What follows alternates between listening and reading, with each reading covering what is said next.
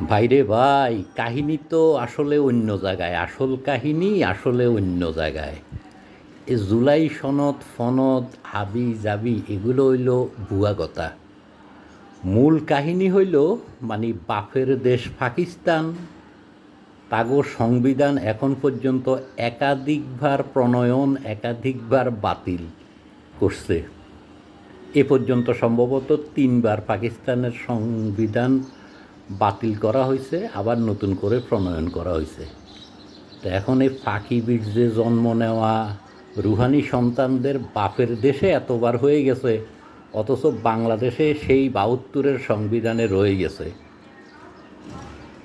সংশোধন হইতেছে কিন্তু বাতিল হইয়া নতুন সংবিধান হইতেছে না। এই দুঃখ তো মানি নেওয়া যায় না।